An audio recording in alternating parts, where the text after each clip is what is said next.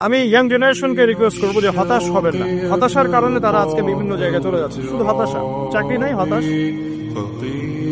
গার্লফ্রেন্ডের সাথে বলি মনে হচ্ছে না, হতাশ, তারপরে বাসা থেকে প্রেশার দেওয়া হচ্ছে, হতাশ, কবে কামাই করবি, কবে খাওয়াবি, হতাশ, চাকরি একটা ভালো রেজাল্ট হচ্ছে না, হতাশ।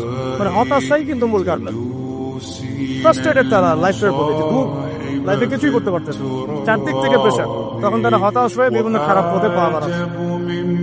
তো হতাশা দূর করার জন্য একটা বিষয় যথেষ্ট, সেটা হলো আপনি আল কোরআনের কাছে আসেন এবং 5 ওয়াক্ত নামাজ মসজিদে আদায় করেন। ইনশাআল্লাহ দেখবেন হতাশা আপনার মন থেকে চলে যাবে। এবং ডেইলি জিকির আজকার গুলো নিয়মিত করেন, দেখবেন ইনশাআল্লাহ আপনার মনটা আল্লাহর নূর বা আলো দিয়ে পরিপূর্ণ থাকবে। আপনি হতাশ হবেন। আর শয়তান তখনই সুযোগ নেবে আপনার কাছে যখন আপনি হতাশ হয়ে যাবেন। আপনি হতাশ হয়ে গেলে শয়তান আপনার কাছে সুযোগ নেবে। হতাশ হবে না, কখনো না। লা তাহজান, তুমি দুশ্চিন্তা করো না, ইন্নাল্লাহা মা'ানা, আল্লাহ আমাদের সাথে আছে। আল্লাহর প্রতি পূর্ণ ভরসা রাখতে হবে। ইব্রাহিম আলাইহিস সালামের মতো, হাসবি আল্লাহ ওয়া নি'মাল ওয়াকিল, কোনো সমস্যা নেই, আল্লাহ আমার সাথে আছেন, তিনি আমাকে পথ দেখাবেন ইনশাআল্লাহ। মুসা আলাইহিস সালামের মতো, কাল্লা ইন্না রাব্বি মা'ইয়া সায়াহদিন, তার বাহিনী বলছে, মানে বনু ইসরাইল বলছে, পিছনে ফিরআউনের বাহিনী, সামনে লোহিত সাগর, ইন্না লামুদরাকুন, আমরা ধরা পড়ে গেলাম। তো মুসা আলাইহিস সালাম বলেন, কাল্লা, কখনো নয়।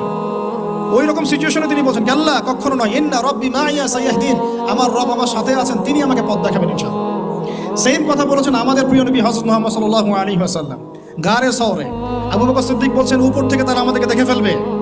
তিনি বলছেন, না, লা তাহজান, তুমি দুশ্চিন্তা করো না, ইন্নাল্লাহা মা'ানা, আল্লাহ আমাদের সাথে আছে।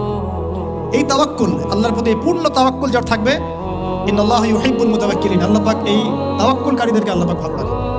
মৃত্যুর কথা কে স্মরণ করে? এখন মানুষ তো চলাফেরা করে এমন ভাবে যে কোনোদিন মরবেই না। কে স্মরণ করে? যে টেবিলের তল দিয়ে ঘুষ নিচ্ছে ও স্মরণ করে মৌতের কথা?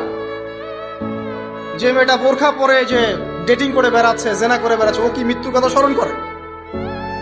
যে ছেলেটা এখনকার যুব সমাজের বেশিরভাগই মাদকের সাথে সম্পৃক্ত, গার্লফ্রেন্ড বয়ফ্রেন্ড অ্যাফেয়ার্সে আছে, হ্যাঁ, টিকটক প্রজন্ম, আড্ডাবাজি করে সময় কাটায়, গুন্ডামি করে, মাস্তানি করে, এর মৌতের কোনো ফিকির আছে?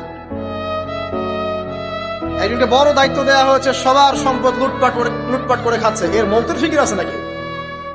এর মধ্যে ফেরাউনি চেতনা এসেছে, আনা রব্বুকুমুল আ'লা, আমি মহান রব, আমি তোমাদের মহান রব। একবার জেনা করেছো, তোমার কাঁধের উপরে 100 বেত্রাঘাতের শাস্তি ঝুলে আছে এখনো, এবং 1 বছরের নির্বাসন তোমার